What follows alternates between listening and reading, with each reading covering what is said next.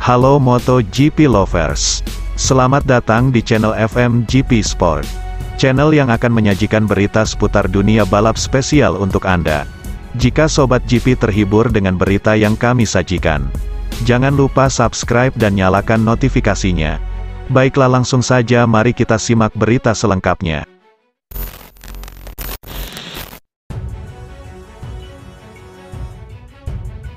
Pembalap Repsol Honda Team, Pol Espargaro, memang dapat dukungan penuh dari Honda. Tapi ia ingin tampil kompetitif dan membutuhkan motor yang nyaman untuk dikendarai. Pada musim ini Honda RC213V menjadi salah satu motor yang sangat sulit untuk dikendarai. Meski telah dilakukan ubahan besar pada musim dingin lalu demi mengatasi masalah, tetapi para pembalap Honda masih kesulitan untuk tampil cepat. Tercatat hanya Marc Marquez yang bisa membawa motor bersaing di barisan depan. Espargaro yang telah berjuang keras sejak musim lalu belum menemukan bentuk terbaiknya di atas motor. Meski saat ini bisa menggunakan rem belakang sesuai keinginan, masalah yang sangat kompleks juga membuat Honda tak tahu harus memulai dari mana untuk membenahi masalah RC213V. Padahal pembalap asal Spanyol itu memiliki ekspektasi besar ketika bergabung dengan Honda, yang merupakan tim juara. Bagi saya kesempatan untuk bergabung bersama tim ini adalah sesuatu yang lain, tidak hanya untuk menang, tetapi untuk menjadi bagian dari cerita yang saya impikan sebagai seorang anak, kata Espargaro. Semua itu kini tidak berjalan sesuai rencana. Tetapi biasanya memang tidak ada yang berjalan sesuai rencana. Anda memiliki harapan dan terkadang itu dating, tetapi dengan cara yang berbeda. Kami tidak berharap menjadi begitu buruk, imbu Espargaro. Tahun depan Pol Espargaro diyakini bakal kembali ke KTM, sebuah tim yang membuatnya merasa nyaman di MotoGP dan dapat mengeluarkan kemampuan terbaiknya. Namun penghuni peringkat ke-17 klasemen itu menegaskan Honda memberikannya dukungan penuh untuk mengembalikan perasaan terbaiknya. Saya tidak berpikir akan bertahan di sini pada tahun depan karena rasanya akan ada perubahan, ujarnya. Saya sangat menyukai Honda dan mereka memperlakukan saya dengan sangat baik. Tapi saya bukan tipe pembalap yang mencari uang atau kontrak di mana Anda bisa balapan dengan hasil tak baik sampai berusia 35 tahun. Saya ingin merasa kompetitif, tegasnya. Pol Espargaro mengatakan ada harapan besar ketika Honda melakukan perubahan radikal pada RC213V. Itu juga membuatnya yakin dapat lebih konsisten berada di barisan depan dan memperjuangkan podium. Tapi kurangnya daya cengkeram ban belakang dan bagian depan yang sulit dikendalikan menjadi kendala besar baginya untuk tampil cepat.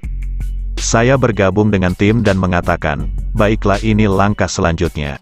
Ini langkah untuk bertarung di 5 besar atau podium dan terkadang memperebutkan kemenangan, ucapnya. Anda menyadari musim pertama bersama tim baru pasti akan sulit karena motor tidak bekerja sesuai dengan keinginan Anda. Anda mengharapkan sesuatu yang lebih baik pada musim kedua. Itu hadir ketika tes pramusim, tetapi mimpi itu harus dipendam lebih awal, ungkas pembalap asal Spanyol itu.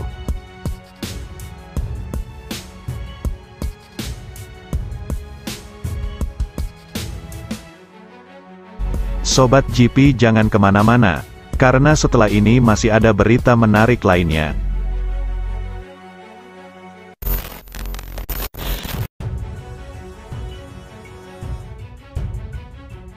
Mantan pembalap Ducati Casey Stoner memberikan nasihat agar rapor Bagnaia lebih baik di MotoGP 2022. Casey Stoner memberikan saran untuk pembalap Ducati, Francesco Bagnaia, agar tampil lebih baik di MotoGP. Bintang skuad pabrikan Borgo Panigale tersebut mendapat sorotan. Ia tampil kurang konsisten jika dibandingkan musim lalu. Meski sudah menyegel 3 kemenangan, Pecco sering jatuh dan membuang kesempatan merebut poin penuh. Runner-up MotoGP 2021 tersebut bahkan sempat terlempar ke peringkat ke-6 sebelum mematahkan kutukan Ducati di sirkuit Assen. Kabar dia mengalami kecelakaan akibat mengemudi dalam kondisi mabuk pun memperparah pandangan negatif yang diarahkan kepadanya. Dalam acara penghargaan Fair Play Menarini, Stoner pun angkat bicara tentang kinerja Bagnaia. Antara keduanya ada benang merah yakni Ducati dan kru. Pecco seorang pemuda yang baik. Dia ditangani mantan mekanik yang pernah bekerja dengan saya, dia sedang bekerja keras. Ujar pembalap Australia itu. Dia banyak melakukan kesalahan tahun ini. Tapi kecuali Anda berada dalam posisinya, Anda tidak bisa mengerti.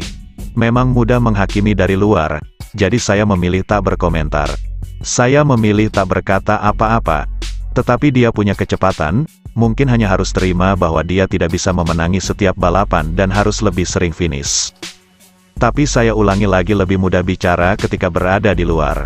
Seperti yang diketahui, MotoGP 2022 berlangsung sangat kompetitif. Dari 10 balapan, kemenangan dibagi antara 5 pembalap. Hanya Fabio Quartararo yang dapat merangkai 2 kemenangan beruntun. Sisanya bisa saja gagal masuk zona podium setelah memenangi pertarungan sebelumnya. Hal ini membuat sulit memprediksi kandidat juara dunia. Pada tahun terakhir ini sulit mengerti MotoGP. Karena dari satu balapan ke balapan lain melihat klasemen sangat berbeda. Pemenang satu Grand Prix mungkin setelah akhir pekan melelahkan. Bisa berakhir di posisi 5 atau 6, mungkin lebih buruk. Katanya, jadi sangat sulit melihat siapa yang lebih kuat dari segi konstan. Saya tidak mengatakan motor mudah dikendarai. Tapi tampaknya setiap orang mampu melakukan pendekatan maksimal dari sisi prestasi, sedikit lebih mudah. Hal itu malah lebih mudah membuat perbedaan. Saya punya persepsi bahwa pembalap lain yang ada di depan tidak akan bertahan di sana jika motor tidak mudah dikendalikan. Sementara itu, potensi penurunan penonton masih bisa terjadi musim depan karena hilangnya figur seperti Valentino Rossi. Beberapa tokoh MotoGP sempat melontarkan keyakinan bahwa balap motor Premier tidak akan kehilangan daya tarik walau tanpa The Doctor. Namun fakta berkata lain. Jumlah penonton berangsur turun dan yang paling kelihatan jelas pada MotoGP Italia di sirkuit Mugello. Beberapa bagian tribun tampak kosong, kabarnya berkurang 50% dari kapasitas biasa. Lalu timbul spekulasi kalau minat fans MotoGP negeri pizza untuk hadir di arena hilang karena tak ada idolanya lagi. Padahal musim ini ada 7 rider domestik bertarung di sana. Bagnaia, Enea Bastianini, Marco Bezzecchi, Luca Marini dan Fabio Di Giannantonio menunjukkan kinerja menjanjikan. Ini belum cukup jadi magnet. Lebih lanjut, Stoner memandang tren penurunan masih tetap ada. Valentino pensiun akhir musim lalu. Sayangnya ia tidak setangguh dulu pada beberapa tahun terakhirnya dan berada di luar persaingan titel. Jadi sebenarnya tidak akan banyak berubah tanpa dia. Juara dunia MotoGP 2 kali itu menuturkan. Tapi pastinya MotoGP telah kehilangan banyak penggemar yang datang ke sirkuit hanya untuk melihat Valentino di setiap Grand Prix. Untuk itu kita lihat saja apa yang akan terjadi tahun depan. Pungkas pembalap asal Australia itu.